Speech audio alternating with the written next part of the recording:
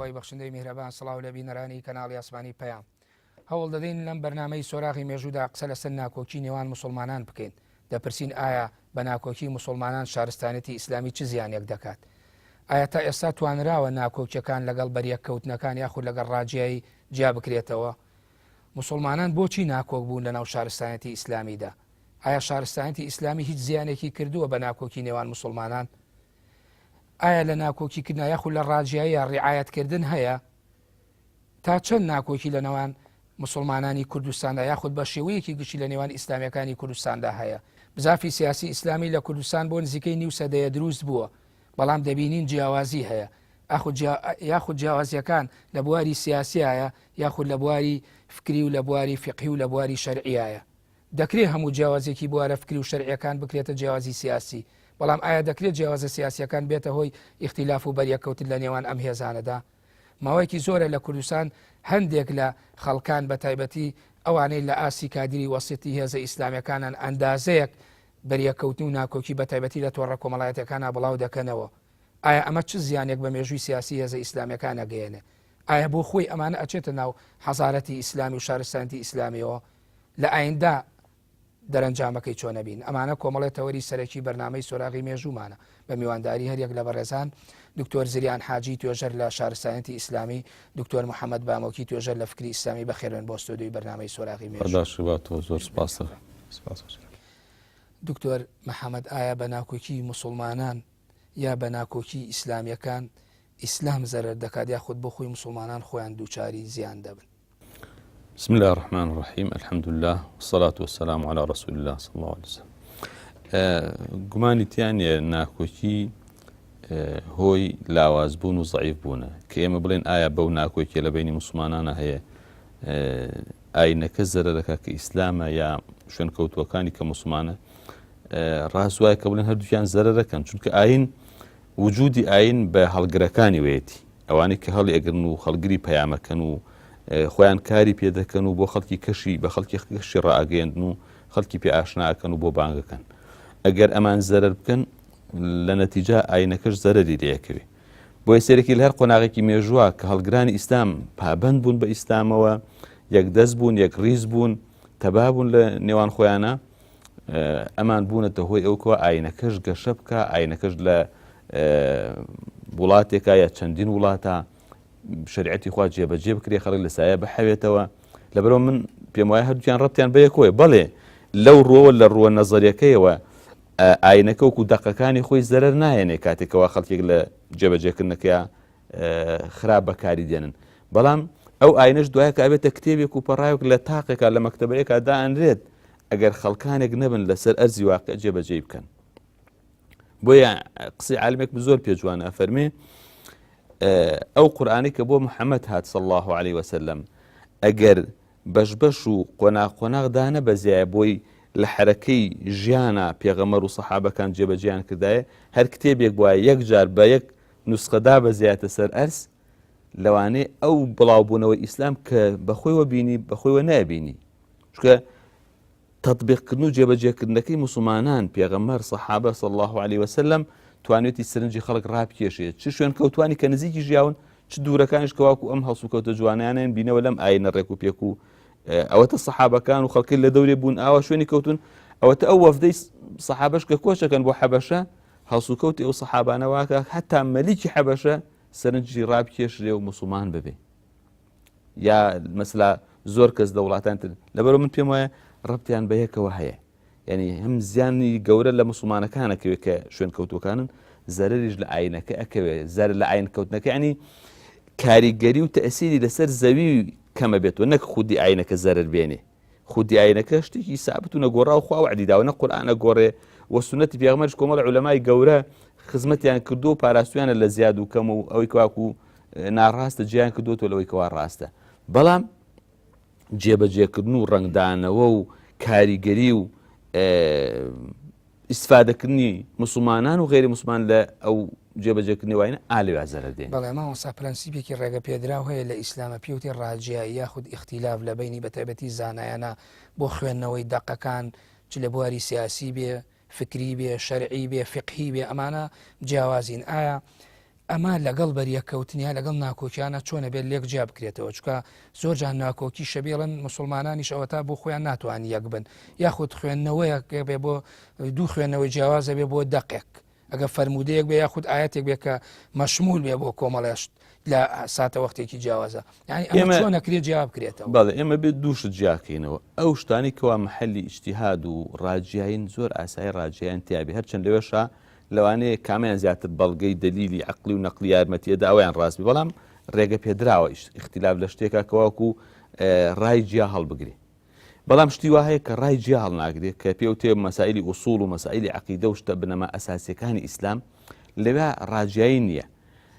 لەبەرەوە ڕاجیایی لە مەسائلی عەقیدا پێوێت تەفەڕق کەوە لێکترازانە بەڵام ڕاجیایی لە شتی ئیجتیهادیە لە مەسلێکی فیقیە لە مەسلێکی سیاسیە لە مەسلەیەکی چارەسەری کێشەیەکە وەسایل و ڕێکارەکان بۆ چارەسەری وەزعەیەکی سیاسی ئەوان شتێکی ئاساییە مادەم عەلاقەیان بە عەقڵ و توانای بەشەرەوە هەیە عەقڵی بەشەریش جیاوازە و مختەلیفە و توانە عەقلەکان بەرز و نزمیان هەیە زۆر ئاساییە بە درێژایی مێژووی ئیسلام سەحابە ڕاجیاییشیان هەبووە لەگەڵ شایکیان خۆشویست بەڵام ناکۆکی ئاسایی نییە ناکۆکی ئاسایی نیە کە بێتە هۆی لێکدابڕان و دوایەکە وردە وردە سەر کێشی هەتا بۆ کوشت و کوشتار و شتی خراپتریش لەبەرەوە ئەو دووشتە دوو دەستەواژی گیان یعنی ڕاجیایی زۆر ئاساییە لەو مەجارانەکەەوە ڕاجیایی ڕێگە پێدراوە کە مەسائلی ئیجتیهادە بەڵام ناکۆکی کە لێکدابڕان و تر تەواو هەموو شتێک بەیەکەوە نەمێنێ بەڕاستی لە ئیسلامە جێگەی هەڵوێستە لەسەرکردنە وە شتێکی حرامە وە شتێکی ڕێگە پێ نەدراوە دکتۆر زریان ئەوەی مامۆسا باسی کرد هێمایی بۆ کرد کۆمەڵێک یعنی بۆچوونی جیاواز اختیلاف ناکۆکی بەریەکەوتن ڕای جیاواز هەموو ئەمانە ئایا ئەچنە ناو توراسی یان ئەچنە ناو شارستانیەتەوە یا خۆت بڵێن بە شێوەیەکی تر بۆ خۆی یعنی شارستانیت بەچی دروسە بێ ئایا ئەمانە شارستانیت دروسەکەن ئەگەر لاواز بێ لاوازی بکە ئەگەر بەهێز بێ بیباتە پێشەوە سەرەتا بەناوی خوای بەخشندەوە میهرەبان دیارە بێگومان کاتێک ئێمە باسی شارستانیەتی ئیسلامیەکەین بەگشتیش باسی شارستانیە دەکەین هەر خۆی بۆ خۆی یەکێ لە بنەما سەرچەکانی دروستبوونی هەموو شارستانیەتێک بریتە لە یەکانگیری بریتە لە کۆچی بریتە لەوەی کەوا ئارامیەک و جۆرێک لە دڵنەوایی هەبێ کەسێک وەکو ولدیوڕان کاتێکە 41 بەرجی نووسیەوە لە کتێبی قسەت الحەضارە هاتووە باز لەوە کە 4 بنەمای سەرەکی دانێ بۆ هەموو شارستانێتێک کام شارستانەتە لە بواری ئابووریا لە بواری پێویستە بواری ئابووریەکی گونجاوی هەبێ پێویستە بوارێکی جوگرافیای گونجاوی هەبێ پێویستە بوارێکی ئەڕوا هەتاوەکو ئەگاتە ئەوەی کە ئەڵێ حتا زانست هەبێ حتا داهێنان هەبێ ئەڵێ بەڵام ئەم زانست و داهێن بنەما سەرەکیانە کاتێک دروست ئەبن ئەگەر هاتوو ئارامیەک هەبێ ئەگەر هاتوو دەردۆنگی نەبێ لە ناو ئەم خەڵکانە دەواتە ئەگەر هاتوو دەردۆنگی و قەلەقی و دڵ ئێشان و پەلاماردان و پشتەیەکردن هەبێ ئەڵێ هەرگیز شارستانیە دروست نابێ و ئەم شارستانەتە بەرەو ئاراستەیەکی خراپەڕوە ئەگەر سێری ناو شارستانەتی ئیسلامی بکەین لە هەموو ئەو شوێنانەدا کە شارستانیەت دروست بووە بنەمای دروستبوونی شارستانیەت بووە سەیرەکەین لەو جێدا ئەوەیە کە یەکانگیری هەبووە لە بینی مسلمانانە یەکانگیری هەبووە لە بینی ینی قسە نەکردن هەبووە لەسەر هەموو ئەو بابەتانە بەڵام لەو شوێنەیە کە پشت هەڵکردن هەبووە و پشتیان کردوتە یەکتری و پشتیان کردوتە ئەوەی کەوا ئەوە بکەن سێرەکەن ئەو ئافاتە هاتووە کە پێوترێ ئافات و حەضارە واتە دەردەکانی شارستانیەت دەردەکانی شارستانیەت هەروەک لە کتێبی تاریخ الحەضارە البەشەریەی تۆینبیا باسی ئەکاکەیەکی شکێ لەو کەسانی کە دیراسەیەکی قوڵی شارستانیەکانی کردووە هاتووە دیراسەیەکی قوڵی شارستانەتی ئیسلامیشی کردووە ڕە هەیە لەسەرەوەی کە ئەسڵەن تۆینبی بە خۆشی مسلمان بوو بێ ڕای ئەو لەسەر شارستانی ئیسلامی ئەڵێ هاتۆ کۆمەڵێک ئافاتی داناوە بناوی ناو ئافات الحەضارە یەکێ لەو شتانەی لەو ئافاتانەی کە دایناوە بریتە لەوەی کە لە ناو شارستانێتێکە جۆرێک لە خۆبایی بوون هەبێ جۆر لە خۆبایی کە لە خۆبایی بووی ئەوەستیلا یعنی لە کاروانی شارستانێت دەکە تێپەڕێک بە دواییەکە تۆ لە یەکێ لە قۆناغەکانی ئەو شارستانێتەیە تووشی جموو دەبی تووشی وەستانەبی هاتۆ لەسەر شارستانێتی ئیسلامی نمونەی لەسەر مەمالیکەکان هێناوەتەوە ئەڵێ پاش ئەوەی کە لە ناو مێژووی ئیسلامیە ئەم هەموو بەشێون هەڵشێ و نشێ و کارانە هاتەکایەوە هەل لە سەردەمی پێغەمبەر صلی الله عليه وسلم هەتا ئاگاتە سەردەمی ڕاشدین و ئومەوی و عەباسی و تا کۆتاییانێت و مەغۆلەکانیان ژیانی ئیسلامی داگیرەکەن ئەڵە پاشە مەمالیکەکان توانیان بە هێزێک لە هێزەکان زۆر بەهێزمەوە مەغۆل بشکێنن ئەڵە کاتێک کە ئەماکەن لە خۆیان بایە بن جۆرێک لە خۆبایی ونیان توژە بێ لەناو خۆیان ناکەونە ململانەوە لەناو خۆیان ناکەونە جۆرێک لەوە ئەڵێ مە تووشی جمودیانەکە ئەڵێ وایان لێ دێت دوای چەند ساڵێ چەند دەیەک بە جۆرێکیان لێ بەسەریەت کە ئەمان لە شمشێرا وەستاون واتە داهێنانیان نەما تووشی ئافاتی ئیبداع بوون تووشی ئافاتی حەڵارە بوون کاتێ بە خۆیانیان زانی کە ناپلیۆن و مەدفەعەوەی بەسەریانە بەسەر میسرە کاتێک کە ناپلیۆن مەدفەعی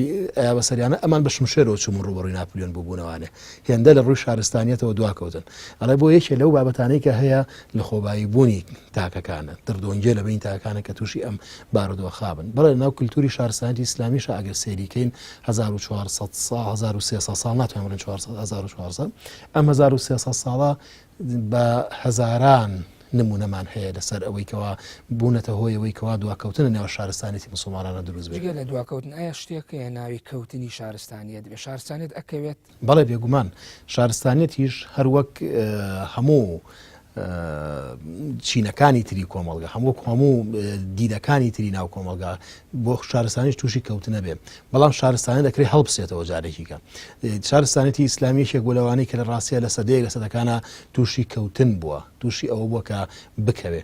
بەچی کەوتووە بەوەی کە لە شوێنێکیکە سەر هەڵبداتەوە بەڵام لە بەرامبەر ئەوەشا هەروەک شپنگلێر کێشێکێ لە بیریارانی ئەوروپایی دیراسن بۆ یەک نمونە لەسەر ئەم بیریاران ئاەن مۆچ کێسە ئەمانە هەمویان کەسانێکن کە لەسەر فەلسفەی حەزارە قساکەن علمەکەی زەپێتە علمی فەلسفەی حەزارە ئەمانەوەی کۆمەڵە بیریار و فیلسوفێکی ئەوروپایین کاریەکە هاتوو دیراسی شارستانەتی کردووە و دیراسی شارستانەتی ئەوەشیان کردووە کەسێک و شپنگلەر کاتێک یەت سوالت شپنگلەر ئەڵمانیە کتێبێک دانێ دووبەرگی بە ناوی تەدەهور الحەضارە الغەربیە واتە داڕوخانی شارستانیەتی ڕۆژ ئاوایی لەو کتێبەیە زۆر شتی باسی لەوە کردووە کە ئەڵێ شارستانیەت بەرەو لە ناو چوونەچێ شارستانیەت خەریکە ئەوروپا بە تایبەتی بەرەو ئەوواچێ کە ئیتر وردە وردە هەڵبدەچێت بەچی هەڵەتەچێت چونکە ڕۆح لە ناو ئەو شارستانیەتە نامێنێت یعنی شارستان هەبێت لەو ساتە وەختا لە ساتە وەختی دەسەڵاتدارێتی و بوونی هێزی سەربازی و بەڕێوەبردن و کارگێڕیا بێ یاخود ئەگەر بۆ خۆی کۆمەڵک مسلمان جاری وایە با بڵین مسلمانان چکیان باسی حەزارەتی کەوتنی یا بڵین باسی بۆ دوهاتنی حەزارەتی ئیسلامی شەکەین ئەگەر بۆ خۆشی لە ئاسی تاکە یا خود لە ئاسی ڕێکخراوێکی سیاسیە ئەمانەش بۆ خۆیان کۆمەڵی گیر و گرفتیانە بێ هەر تەسی لەسەر حەزارە دروستەکە ئایا حەزارەت هەربێت لە دەسەڵات و سوڵتا بێ یاخود لە هەندێ ئەندازەیە کەمتر لە کاری دەستە جەمعی و یاخود لە کاری فەردیشان خۆی خۆشبەختانە ئەوەی کە هەیە لە ناو مێژووە ئەوەی کە دیراسی شارستانیەتی کردبێ لەوە تێگا کە شارستانیەت پەیوەندی بە سیاسەتەوە نییە پەیوەندی بە دیدێکی سیاسیانەوە نییە کە کەسێک بتوانێت شارەت ڕاستە کەسێک وەکو ئیبن ئەزراق کە یەکێکە لە بیریارانی مسلمانان کە بازی شارستانی وڵێ شارستانیەت کاتێک لە ناوەچێەوە شارستانی ئیسلامیش لە هەر کاتێک و لە هەر شوێنێکام شارستانی دروزە بەوە لە ناوەچەکە سەرکردەکانیان خوبەنە تیرەگەری و خوبەنە ئەوەی کەوا بەرەو ئەوە بڕۆن بەڵام لەگەڵەوەشە شارستانی ئیسلامی پەیوەندیەکی کەمی هەیە بە نەکە ئیسلام هەموو شارستانی پەیوەندی کەمیان هەیە بە سیاسەتەوە چونکە شارستانیەت بۆ خۆی ڕۆحە ڕۆحی حەضارەیە شارستانیەت بەشێکی پەیوەندی بە دەسەڵاتەوە هەیە ئەویش بۆ سەرکردەیە کە بتوانێت ئەو شارستانیەتە پێشەوایەتی بکات بەڵام لەگەڵ ئەوەش ئەبێ ڕۆحی تابێ و شارستانیەتە ڕۆحی حەزارە لەکوێوە دێت ڕۆحی حەزارە لەوێ دێت کە خەڵکەکە ئامادەسازیی ڕۆحیان هەبێ بە دروستکردنی شارستانیەت یعنی ئێستا باوباوی ئەوەیە کە شارستانیەت بێ لە ناو مێژووی خەڵکات دیارێکی کە دیراسە بکرێتەوانێ یعنی حتا قوتابخانە مێژوویەکانی دنیا لەسەر ئەوە ئیشەکەن گەڵەن بەسە ئیتر باەمە باسی مێژووی سەرکردەکان نەکەین باسی مێژووی سیاسی نەکەین حتا هیچ لەوانە نمونە بۆ هێنێتەوە ئەڵێ مێژوو وای لێ هاتووە کە ئەگەر کەسێک بەسەر پردێک دروست بکرێت ڕۆژانە ملیۆنەها کەس بەسەرەوە پردەیە بڕۆ ڕەنگە حساب بۆ ئەو ملیۆنە خەڵکە نەکرێت بەڵام ئەگەر هاتو پاشایەکی افتتاحی ئەو پردە بکات کەسێکی سیاسی بیکە ئەو ڕۆژۆ بە دقیقە و بە هەموو سەعاتێک ئەنووسرێتەوە ئەڵێ ئەمە کارێکی خراپە پێویستە لەمە دووە دیدگای مێژوو خوێندنەوە بەوا بڕۆینکەوا پیشنەوە بۆ مێژووی خەڵک ئێمەش کاتێک ئەمانوێ مێژووی خەڵک بخوێنینەوە کاتە مێژووی حەزارە خوێنینەوەوانێ مێژووی حەزارە ژواتە تۆ ئەبێ بێی لە ڕۆحی ئەو شارستانێتە بکەوە کاتێک کە ڕۆحت دروست کرد ڕۆحی خەڵکەکە دروست کرد بە ڕۆحێکی بەرز بە ئاراستەیەکی شارستانیانە ئەو کاتە ئەتوانی شارستانیان دروستکەی کە ئەم ڕۆحەش تێک شکێنرا نەما شارستانی لە ڕاستیە برە و سقوت و ڕوخان بچێت. ئایا ئەوەی کە پێوتی ئەوەی کە پێشتریش پرسییم جیاوازیە ناکۆچیە اختیلافە ئایا ئەمانە پێویستە ڕعایەت بکرێن یاخود دەبێت بەری پێ بگیرێت و نەهێڕێت تەجاوز بکرێت زیاتر سنووری بۆ دابنێ بە کوردی وەکو پێشتری ژوتم جیاوازیەکان دوو جۆرن ئەگەر ئەوەی کەواکو لەسەر ئەسڵ و بنەما ئەساسیەکانن ئەبێ ڕێ پێ بگیرەوە ڕێگە پێ نەدراوە ئەگەر لە شتێکی شای مەجای جیاوازیە مەسلا بۆ چوونێکی چارەسەرێکە بۆ کێشەیەک دوو کەس دوو زانا دوو کەسی سیاسی بۆ چوونیان جیاوازە لەسەری ئەوە ڕێگە پێدراوە لەمەی یەکەمیانە کە ڕێگە پێ نەدراوە بەڕاستیەوە زەرەروزیانی گەورە ئەکەوێت لە حەزارەکە لە ئومەتەکە لە ئیسلام و شەریعەتەکە بەڵام لە حاڵەتی دووهەمدا بەڕاستیەوە شتێکە زیاتر گەشە بە بیر و بۆچوون و خزمەتکردن ئەدا بۆ نمونە ئێستا لە بابەتێکی فیقیە ئەگەر تۆ دوو ڕاستیە ڕات هەبێ زۆر ئاساییە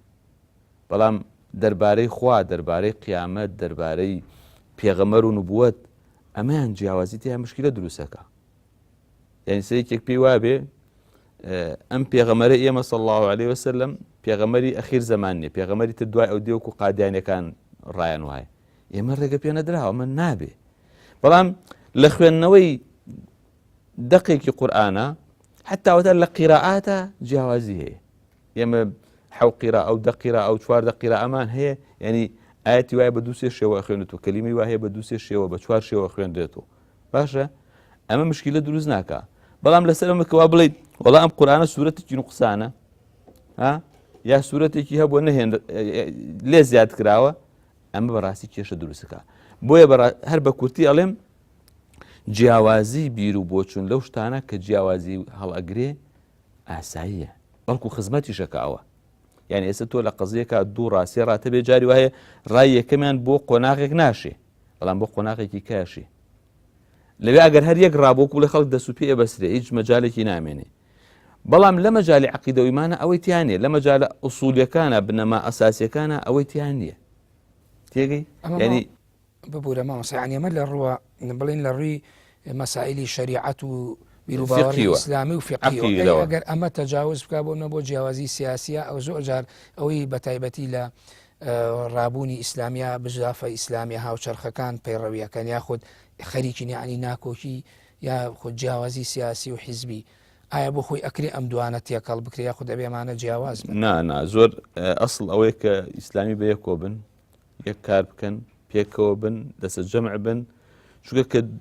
لێک دوور بوون غەیبەت و تاقە و توانە بە هەدەردان و مەشغوڵ بوون بە یەکترەوە و زاڵبوونی دوژمنان بەسەریانە و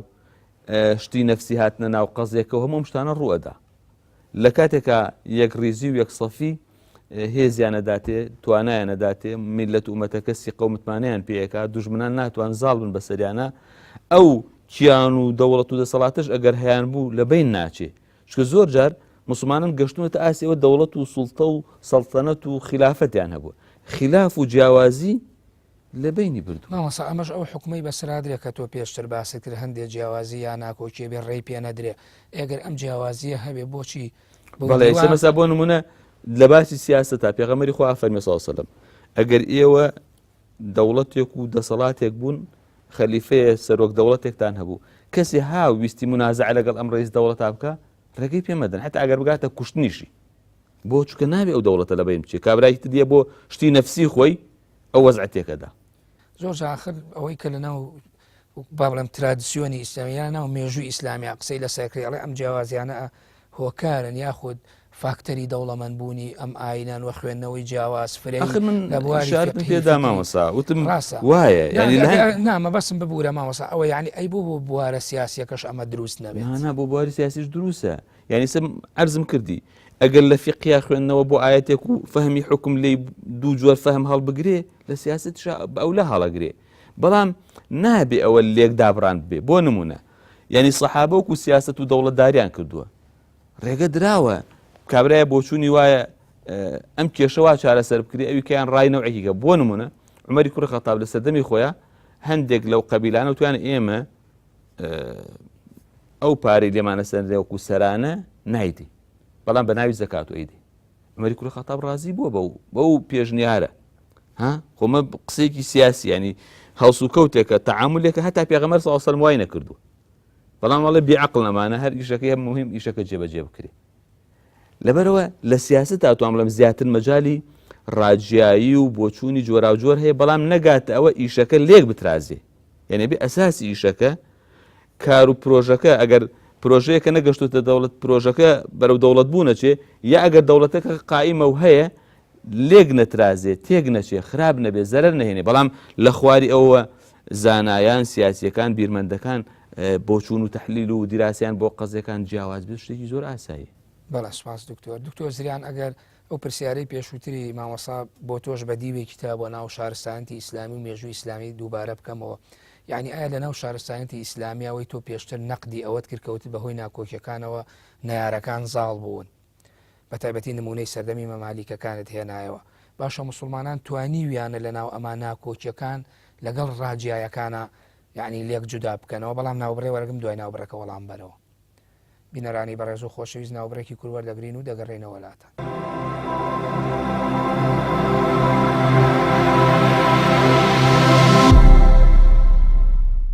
دووبارە سڵاو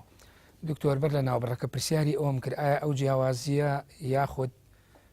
بەریەککەوتنە لە ناو شارستانیەتی ئیسلامی ڕەچاو کراوە تاوەکو تۆ باسی ئەوەت کردوتە بە ناکۆکیەکان شارستانیەتی ئیسلامی بەرەو لاوازی چۆ لە هەندێک لە قۆناغی دیاری کرد بەڵێ لە ڕاستیە ئەگەر بێت و ئێمە سەیریکەینە چ کاتێکا لە شارستانیەتی ئیسلامی لە لووتکەیا بووە لە چ کات کە شارستانی ئیسلامی گەیشتە لووتکە و گەیشتە پلەیەکی باڵا لەو کاتا بووە کە ناکۆکی و ناڕێکی سیاسیەکان ینی بوونیان نەبووە یان زۆر کەم بوونەتەوە یان یەک سیستەمی سیاسی ڕێک لە ناو ئەو واقعە هەبووە کە ئەمە بوو بێ خەڵکەکەش تا ڕادێکی زۆر ڕۆحی زیندوو کراوەتەوانێت تا ڕادێکی زۆر توانیوێتی بە دیدی شارستانیان بەرەو پێشەوە بڕوە خۆشبەختانە لەمەش زیاتر ئەوەیە کە لە شارستانیەتی ئیسلامی عولەماکان تا ڕادێکی زۆر ئەدەبی اختلافیان تیا بۆ مامۆستا جنابی مامۆستا فەرمی یعنی جۆرێک لە ئەو ئیشانە هەبوو کە لە نێوانیانە کە ئەوان ڕاجیایی نەبووە لە زۆر مەسائلە ئەگەر بێت و ڕاجیاییەکە بوو بێ سێرەکەی کێشەی گەورەتی دەکەن مەسائلی مەزاهیبەکان کە هەبوون حتا مەزاهیبەکانیش وەکو پێویست کە ئێمە دیراسەیانەکەین نەگەیشتوتە شەڕی و پێکدادانی زۆر گەورە ئەگەر لایەنە سیاسیەکەی لێ چاوەڕوان نەکراوە یعنی کە مەسەلەی سیاسی نەبێت چوونە سەر دەسەڵات و گرتنە دەستی ئیمام و دیگە دەستی دەسەڵات بەعزێ شوێنانە بوو بێ ئەویش وەکو پێویست ئەو پێکدادانە گەورەیە لە ناو کۆمەڵگایان نەبووە کۆمەڵگەی مسلمانان کە تا ئەم بابەتە بێتە پێشەوە بۆیە حتا ڕۆژهەڵات ناسان کە ئێستا هاتوون دیراسەی ناو مێژوو شارستانیەتی ئیسلامیان کردووە هاتوون هەوڵیان ناوە ئەو خاڵانە زۆر زەخ بکەنەوانێ و ئیشی لەسەر بکەن کە باز لە جیاوازیەکە کە باز لەوە ئەکات کە لە کوێیە مسلمانان ئەتوانن جیاوازی و ناکۆچی لە نێوانیانە دروست بێ بۆ نمونە ڕۆژهەڵات ناسێکی وەکو کەسایەت زۆری لویز ماسینۆن یا مەسەرەن کەسایەتێکی وەکو بێرنارد لویس سێرەکە ئەمانە کە دێن دیراسە وەرەگرن لە چیە لە ناو مێژووی ئیسلامە لە ناو مێژووی مسلمانانە پسپۆڕی وەرەگرن پسپۆڕەکەشیان لە چیا وەرەگرن بۆ نمونە کەسێکی وەکو لویز ماسینۆن کە کەسێکی فەڕەنسی و حتا مامۆستای میشێل ئەفلاق بووە کە دامەزرێنە لە حیزبی باسیشە لە سووریا یەک باسی چیە کات باسی ئەوە کات ئەڵەیە کتێبێک دانێ بە ناوی تەسەووف لە ئیسلامە یەک لە پەنایکی کەەوە کتێبی کە دانێ لەسەر حەلاج بۆ زەخکردنەوەی ئەم بابەتە سێرەکەی کەسێکی تری وەکو بەرنارد لویس کتێبێک دانێ لەسەر ئیسماعیلەکان یەک لە پەنایکی کەیە کتێبێکی کە دانێن لەسەرەوەی کەوا فیرەقەکانی ناو کەسێک وەکو بەندەلی جەوزیەن کتێبێک دانێ لەسەر فیرەقەکانی بێری مسلمانن بۆی کە بێت ئەم فیرەقانە سەر لە نێو مسلمان بڵێت نا تۆ مێژووی تۆ لە ڕووی ئەکادیمیەوە پێویستە بێ ئەم اختلافانە بخوێنی حتا مودەتێ بوو بە باو لە ناو زانکۆکانە یان پێویست ناکە کە تۆ کاتێک مێژووە خوێنی پێویست ناکە لە مێژووی ئیسلامیە بێ تەنها ئەم لایەنە بخوێنی کە لایەنە جوانەکان و لایەنە حەزارەکان و لایەنە چیەکانە ئیلا ئاخرە بێت تۆ بێ تەنها بێ ئەم لایەنە بخوێنی کە شاراوان کە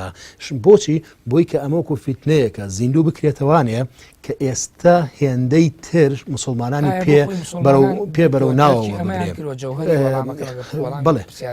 ئاخر من لێرەوە چمەسە وەڵامی پرسیارەکەی جەناب ئەمانەیە چی بکەن لەم ڕێگەیەوانێ شارستانیتی مسلمانان لێ بدرێ لەناو مێژووی مسلمانانە چ کاتێک کە ململانیەکان زۆر زەق بوو بێت هاتوون ئەم کاتە ئەویان زیندوو کرد بۆی کە ئێستش بگەڕێنەوە بۆ ئەو کاتە ئەگەر بێت و بگەڕەمەوە سەر ئەوەی سەرەتا لە نێوان سەردەمی مەسەن سەردەمی و کە خەریفانەی کە زۆر بەهێز بوون کە ئیجماع هەبوو لە بینی خەڵکە تا ڕادەیەک ناوچەکانیان گرتووە هێزێکی ئەوتووە وسێکی شارستانی ئیسلامی بەرەو پێشەوە چووە بۆ منە سەردەمی عەباسیەکانە کاتێک کە مەسائیلی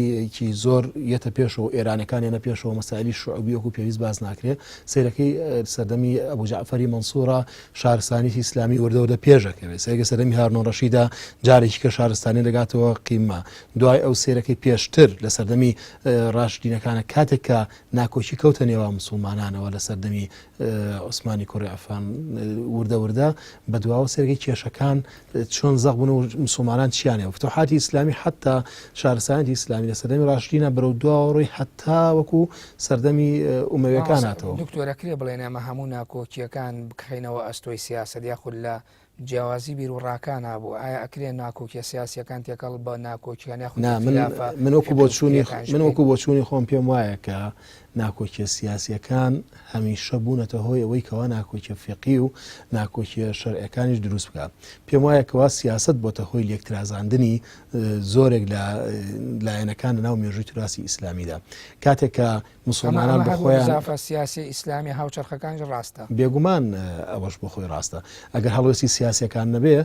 هەڵوێستی سیاسی نەبێ یان تەداخولاتی هەندێک لایەنی سیاسی لە ئێستەیانە بێ بێگومان ئەوان بۆ خۆیان ڕەنگە وەکو پێویست هیچ کێشەیەکیان نەبێ دوجار دەمکوتینی هەندێک کەسایەتی تریش کە ئەبێتە هۆی دروستکردنی فیتنە سێرەکەی چەندە ئەم مەسەلەیە گەورا بێت. بەڵێ دکتۆر محەممەد بە بڕای تۆ یعنی ئەکرێ ئەو ناکۆکیە سیاسیانە تێکەڵ دیسان بە ناوکیەکان بکە هەروەک دکتۆر ئاماژەی پێکرد ئەڵێ سیاسیەکان ئەبێتە هۆکاری بەشێک لە ناکۆچە فقهی و فکری و ئاینیەکان ئەوەی کە زیاتر لە ناو ترادیسیۆن و تراسی ئیسلامی هەردوو بەشەکە یا هەردوو لاکیان کاریگەریان لەسەر ئەوی کە هەیە بۆ نمونە ینی جاری وە هەیە بەو شێوەیە کە دکتۆر وتی سیاست و دەسەڵاتدارەکە بۆ چوونێکی هەیە بۆی خەڵک بە لای ئەوەی خۆیان ڕاکێشێ ینی هەوڵەدا وەکو لێ ڕێکاری شەرعی بۆ بدۆزرێتەوە یا بزانێت چی پشتیوان لە بۆ چوونەکەی ئەوە کا بەو شێوە بێ بەڵام جاری واشەیە بە پێچەوانەوەیە ینی لایەنە فیقیەکەش کاریگەری لەسەر ئەوەیە بە تایبەتی ئەمەیان بۆ ئەوە ڕاستە پێش گەشتنە سوڵتە بێ ینی حیزبێکی بڵێن ئیسلامی ڕێکخراوێکی ئیسلامی بنەما فیکری و شەرعیەکانی لەسەر شێوازێک تێگەشتنی ئەو بۆ ئیسلام بنیاد ناوە ڕێکخرا و حیزبێکی کە جیاوازە لەو جیاواز یعنی وەکو ئەو نێشتەکانیان لێک ناچێت لێک جیاوازە ئەمە بۆ واقعی ئیسلامیەکانی کوردستانیش هەر ڕاستە ئاخر ئەوە ئەڵێم یعنی من بۆ ئێساڵم پێش دەسەڵات بۆ ئەم سەردەمە ئێمە ڕاستە یعنی بڵێن حیزبێکی ئیسلامی بۆ نمونە یا ڕێکخراوێکی ئیسلامی زۆر پابەندە بە قورئان و سونەوە بە حرف لێی نانادە ڕێکخراوێکی تر مەجاری عەقلی تایە زیاترە یعنی وەکو ئەو نییە سێرەکە ئێمە لە نەتیجە شێوە کاری سیاسەکەشیان جیاوازە بێ یعنی ئەگەر بۆ نمونە ڕێکخراوێکی ئیسلامی لە ڕووی شەرعی و پێی وابێ بەشداریکردنی انتخابات دروست نییە یەکێکی کە پێی وابێ دروستە ئێمە لایەنە شەرعیەکە جیانەکاتەوە یعنی ئەوە وانێ بڵێ وەڵا ئەوە دەسەڵات وەزعەکە وای کردوتە ئەم وابێت ئەم هەر قەناعەتی وا بۆ دروست بووە انتخابات شەرعی نیە بە کۆمەڵێ بەڵگە بۆ خۆی پێدوانیە ئەمە هەر بۆ خۆی لە ناو گەنجینەی ئیسلاما بوونی هەیە کە ڕۆژ ناو فەرەنگی ئیسلامی و بۆ خۆی ئەمانە بوونی ئەخر ئەمە زانی چۆنە مامۆستا ئەمە خوێندنەوەی ئەم عالم و مفەکر و زانا و قادەی حرەکاتی ئیسلامیە بۆ دەقەکانی ئیسلام بۆ مێژووی ئیسلام تێگەی ینی بۆ نمونە کە سەیری شێوازی ئیسلامەکە لە سەردەمی پێغەمبەر و سەرەتا و صلی الله علیه و سلم خولەفای ڕاشدین چۆن هاتووە ئێستا سەردەمێکی جیاوازە شێوەیەکی ترە کە شێوەیەکی ترە ئایا ئەم چۆن نەتوانێت ئیسلام بگەڕێنێتەوە بۆ سەر شانۆی ژیان و جارێکی تر ڕۆڵ ببینێت لە ڕووی سیاسیەوە ینی وەسائل و ڕێکار بۆ گەشتن بە دەسەڵاتەکە لێرە جیاوازە بێ ئەم جیاوازە لە ڕووی فقیوە سەرەگرێت ڕای تۆ مامۆستا ئەمە ئەبێ بگاتە حاڵەتی ناکۆچی یەکتر تۆمەتبارکردن و هێرشکردنە سەر یەکتری و ینی خۆی حاڵەتی تەندروست ئەوەیە ئێمە لە شتە جیاوازەکانە بە تایبەتی ئەو مەسلەیەکی ئیجتیهادیە ئەو مەسلەیەکی قەطعی نییە یعنی کابرا بڵێ ئەوەی چوە انتخابات و کافرە بێ ئەوەی انتخابات نەکا کافرە بێ ئەمە ینی بەڕاستی مەسلێکی ئیجتیهاد و هەردوو لاکەی مەجالی تیا هەیە و قسە هەڵەگرێ لەبەرەوە بێ ڕێز لە بۆچوون یەکتر بگرن و ئەبێ تەشیر بە یەک نەکەن و ئەبێ لێگەڕێن با ئەوە ڕۆژگار و ئەیامە ئەی سلمێنێ کام بۆچوونیان واقعیتر و ڕاستتر و تێگەشتنەکەی بۆ ئیسلام لە جێ خۆیان بەڵێ بە بڕۆی تو ماوەسامە تا چەند ئێمە باسی زەرەر بە مەشروعی شارستانیەت یاخود پرۆژەی مسلمانانەکەین ئایا تا چەند ئەمە زیان ئەگەێنێ بە پرۆژەی مسلمان کە وەکو تۆ باست کرد ڕاجیاییە هەریەکی بیر و بۆچوونێکیە و زۆر جایش بۆ ئەم ئەندازەیە دابشکاری قوتابخانەکان دروست بۆ مەداریسەکان یعنی ئەمە هەر بۆ خۆی ئەگەر قرار بێ خزمەت بکەن جیاوازی بێ ئەی ئەم ناکوکیانە بە پێچەوانەوە چ زیانێکیان پێگەێنێ سبینێ لە ناو تاریخی ئیسلامیان مێژووی ئەم قۆناغە بنووسێتەوە بۆ مسلمانانی کوردستان ئەم ناکوکیانە تا چەند ئەبێ بە خاڵێکی نەگەتیڤ بە مێژووی ئیسلامیەکان طبعاً بە تاکید ئەمە زەرێکی زۆر ئەگەێنێ وەکوتم هەرچی تاقەیە بەشێکی زۆری تاقە و توانەکان بە هەدەرە ڕوا مسلمانان مەشغوڵە بن بە یەکەوە شتی نەفسی و غەیبەت و حەساد دەتوانە زۆرێتە قەزیەکەوە زۆر مەجالەکرێتەوە بۆ دوژمنانی ئیسلام ڕۆڵ ببینن لە ینی ڕۆڵ ببینن لەواکو و ئامانجی خۆیان تحقیق بکەن و بێن نەجێ لەبەرەوە بەڕاستی ئەو کارانە هەمووی ئەتوان بڵێن بە زەرەرێکی گەورەی ئیسلام تەواوی. بەڵێ دوکتۆر وەزیرە ئەم پرسیارە بۆ بەڕێزی شت وەکو شارەزار لە بواری شارستانە ئایا ئەمەی بۆ خۆی ئێستا هەیە ئەم ناکۆکیانە کە لە ناو بزافە سیاسیە ئیسلامی هاوچەرخەکانە هەیە بۆ خۆی زەرەر بەو مەشروع ئاگەێنێت کە تۆ لە ناو مێژووە نەقدەکەیت مسلمانانە بێ کۆک بن و پێکەوە بن بەڵام زۆر ئاگاتە ئاستی یعنی لەسەر هەندێک ئاست ئەگاتە بەریەکەوتن و ئەندازەیەک لەسەر نووسین و قسەکردن بەرامبەر بە یەکتری. بەڵێ خۆی ئەگەر ئێمە سیرکەم پیاوەس ئاسان فەرمێ مسلمان جوێندەر نییە مسلمان نەفرینکەر نییە مسلمان ئەوە نییە بە یەو کەسانە ئەگەر ئەمە بخۆی لە خۆیدا جۆرێکە لە حەضارەت کە لە شارستانی ئیسلامیە ینی ئەبێ ئیشی لەسەر کراوە زۆر جار ئەبێ ناو ئەم تاکی مسلمانی ئەم سەردەمەشا بێ جەختی لەسەرکرێتەوە بیری بخرێتەوانێت تۆ خەڵگری پرۆژەیەکی تۆ کەسێکیت کە پرۆژەیەکت پێ نابێ لە پشتی فەیسبوکێکەوە کە دانیشتووی نابێت لە پشتی تۆڕێکی کۆمەڵایەتیەوە کە دانیشتووی بەبێ ئەوەی کە هەستێک یان بە بوارێکی نەفسی بەسەرتایەت و دابنیشی کۆمنتێک بنووسی دابنیشی مەسەر بابەتێک بنووسی هێندەی تر مۆزوعەکان بوروژێنی یعنی ئەم کێشەی کە ئێستا دروست هەیە تا ڕادەیەک لە بینی ئەم زافە ئیسلامەکانی ئێستاە ینی بەشی سەرەکی بۆ وا گەڕێتەوەوانێ بۆ ئەو گەنجانە گەردەوە کە تۆڕە کۆمەڵایەتەکانیان هەیە حتا زۆرجار لە گەنجەکانی شتێ پڕیەوە بەداخەوە هەندێک کەسی قیاداتی ژانی گەشتەوە ئاسەکە بەداخەوە کە قسەی ناشرین و قسە و ئەوە بڵاوەکرێتەوانێ جا من پێم وایە ئەمە نابێ خاڵی زۆر بەهێز کە تۆ زۆر جار بازە فاکتەرەکانە کرۆ لێرەدا ئەی فاکتەرەکان چی ئەمە ناوشیاریە تێنەگەشت بێگومان وە نەخوێنەوەی واقعەکەیەوە هەز نەکردنە بە بەرپرسیارەتی گەورەی ئەو پرۆژەی کە تۆ پێویستە بۆ بەڵێ من بۆیە لە ئەوڵەوانێ عەرزم کردی کۆمەڵێک بۆ چوونم هێنا سەوار بە فەلسەفەی حەزارە ینی باس ئەوە کە ئێمە ڕۆحی تیانەماوە ینی ڕۆحی ئەم شارستانیەتە وردەوردە ئەمرێ خۆی بەشی سەرەکیش لەوە بۆەوە گەڕێتەوانێت کە ئەولەمە زاڵە بەسەر دنیاە لەم سەردەمەیە کە بەشی گۆڵۆبالیزم بەسەر جیهانە زاڵ بۆ ڕۆحی حەزارەکانی کوشتووە ڕۆحی شارستانیەکانی کوشتووە تاشی مسلمانی ڕەنگە ئەو پەروەردەیی بیر چوو بێتەوە لەم سەردەمەیە بێگومان تا کاریگەریی ئەجگار زۆریشی دروست کردو یان تۆ کەسێکیت کە خۆت بەوازانی کە هەڵگری پرۆژێکی ئیسلامی دوو کە چیت پێ و چیت پێ نییە کە سێرەکەی ئەم کەسانە لە ڕاستیە بەداخۆ خۆیان بوونەتە هەمان ئەو کەسانی کە پێشتر ڕخنیان لێگرتوون هەمان هەڵسوکەوتی ئەوەکە هەمان جوڵەی ئەوەکە هەمان کە تۆ ئەوتر کەواتە جیاوازی چییە کە تۆ هەوڵە داوەکو ئەو بیرکەیتەوە کە وڵدا کە تۆ جیاوازی نەمێکاتە بۆ ڕخنەوە تۆش کەسێکی لەگەڵ ئەو ئەوانی دیرا جیاوازیەکرد نییە بەتابەت لەگەڵ دیوە سکۆلارەکانە کە هەیە بەڕوای تۆ لە دەرەوەی ئەمە هێزێکی گەورەتر هەیە کە ئەبێ مسلمانان بیر لەو هێزە بکەنەوە نەک بەشتە بچووکەکانەوە ئەی بێگومان بە هێزە گەورەکە ئیسلامە یعنی تۆ بێ و کەسە بیر لە ئیسلام کات تۆ هەڵگری بیر و باوەڕێکی ئیسلامی تا چەندێک ئەتوانی کە ئەم دیدە بە دیدێکی ئیسلامیانە بیری لە بکەیت بۆ فەرمودەکەی پێغەمبەر صلی الله علیه و سلم باس کرد آخر دەڕاستە سیاسی تۆ سیاسەتی ئیسلامی ئەەکەی یعنی لەلا گرفتەکە ئەوەیە یعنی کە کەسێک هاتووە ئەوێ بە دیدێکی ئیسلامیانەوە سیاست بکە ئەیکە بە دیدی ئیسلامیانەوە سیاست دەکەی ئەبێ بێیت ڕۆحی ئیسلامی جێبەجێ بکەیتایە کە ڕۆحی ئیسلام چییە بۆیە من فەرمودەی پێغەمبەر صلی الله علیه و سلم باس کرد کە باسی لەوەکە بۆیە ئایا لە ئیسلام ئەمە ڕێگە پێدراوە ئایا ڕێگە پێدراوە کە تۆ لەگەڵ برای مسلمانی خۆت یا لەگەڵ کەسی ترە کە هاوفکری تۆیە کە ئەوەی تۆیە بەتابەتی لە کوێشە لە زەمانێکی وەکو ئێستەیە لە ناو دیدێکی ئەلمانی با بڵێن ئەولەمەگەرایی وەکو ئێستەیە بەم هەموو تیارە فکریەوە بەم هەموو فکرەوە ئەکرێ بەم جۆرە بیرکەیتەوە بێگومان نەخێر ناکرێت چونکە ئەم ڕۆحی شارستانیەتی ئیسلامیە نەماوە جا کاتێک کە ڕۆحی شارستانیەتی ئیسلامی زیندوو کرایەوانێ کە بە ئێمە لەمە دوام لەم سۆراخی مێژوو ئیسفادەی چێکە بە دوای مێژووا بگەڕین ئیسفادەکەمان ئەوەیە کە چ سوودێک ئەبی وەرەگری بۆ ئەم سەردەمان من ئێمە بۆیە باسی ئەو هەموو باسی خواستمان هێنا لە حەزاری ئیسلامی لەکوێ تا ئێستا هێنامان ئەوەیە کە جارێکیکە ڕۆحی شارستانی ئیسلامی زیندووکەینەوەوانێ کاتێک کە ڕۆحەکە و زیندوو کردەوە ئیدی وردە خەڵکەکەش چاگە بێت سیاسەتیش بەرەو باشی ئەڕۆ دکتۆر هەر بۆ خۆی دروستبوونی ئەو بزافە سیاسی ئیسلامی هاوچەرخانە دەرهاویشتەی بەهێزی حەزارەتی ئیسلامی نیە بۆ خۆی کە لە سەدەی 2021 ئەگەن بەوەی ئەم بزافانە دروسە بێ زیاد لە تقریبا نزیکەی بە سەدەیە بەر لە ئێستا ئەمە لە دوای ڕوخانی دەوڵەتی عوسمانیەوە ئەم حرەکاتانە سەریێڵدا هەر بۆ خۆی ئەمە لێدان نییە لەو حەزارەتە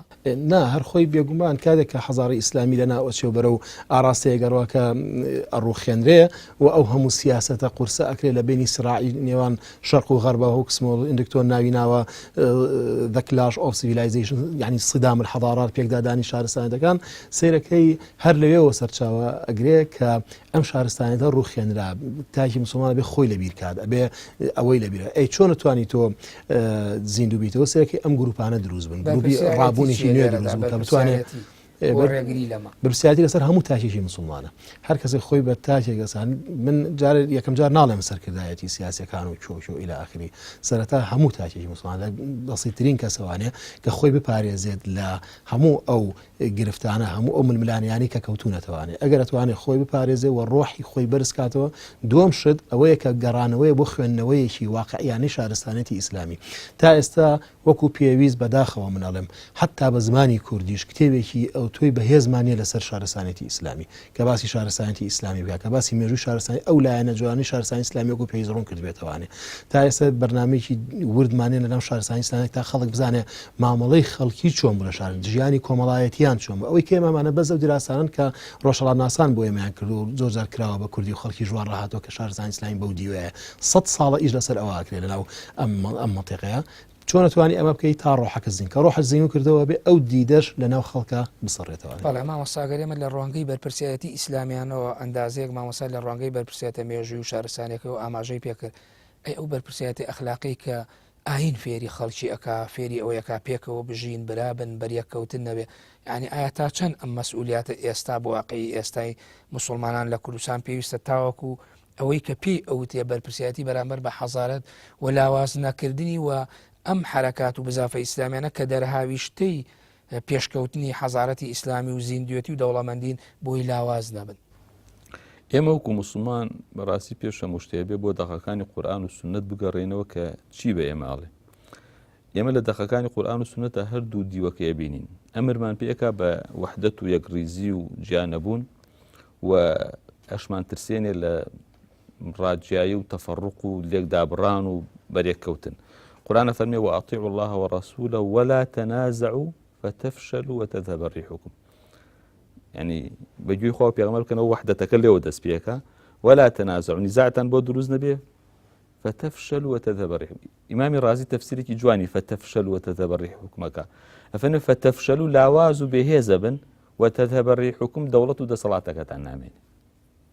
أول ليلة پێغەمبەری خوش صلی الله عليه وسلم چەندین فرمودا باسی وەکە کەواکو جیاوازی و خلاف زۆر خراپە لێکێک لەو فرمودانە عەبدوڵای کوڕی مەسعود فەرمێ من ئاەتێکم بیست پیاوێک خوێندیەوە بەو شێوە نەبوو کە پێغەمبەر فێری منی کردبوو لەبەرەوە ڕۆشتم بۆ لای پێغەمبەری خوا و وتم ئەم کابرا ئەو ئاەتەوە خوێنێتەوە تۆ ئاوات بە من وتووە کە پێی خوێندنەوە فەرمی کیلاکما محسینون خوێندنەوەی هەردووکتان ئەڵێ پێش ئەو جوابم باتەوە لە ناوچاوی خوێندمەوە لە دەموچاوی پێی ناخۆش بوو پرسیارەکەی من یعنی ئەو شێوەی جیاوازی خوێندنەوەکەمان هەیە بۆ ئاەتەکە کە خوێندمانەوە فەرمی کیلاکما محسن ولا تختلفوا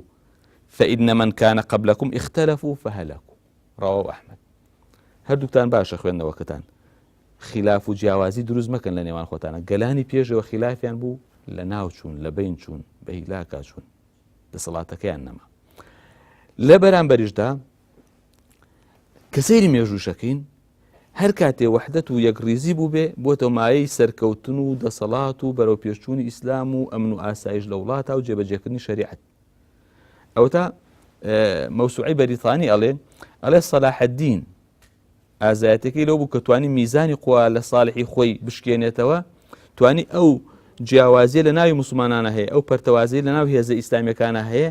کۆی کاتەوە، ئەوەندە ئەو توانی هێزە جیاوازەکان کۆکاتەوە، ئەوەنت شێوازی تەکتیکی تازە و ئەسەحی تازە ئەوانەی بەکار نێنا، بەس توانی هێزە جیاوازەکان یەکڕیز و یەکسەفکە ڕوبەڕویان کاتەوە. ئەمە سەلاح الدین وحدەت دروستەکە ئاوا گەورە بێ. بەڵام دەوڵەتی عوسمانی بەخیلاف لە ناوەچی دەوڵەتی ئەیوبی کە 89 ساڵی دامەی بووە،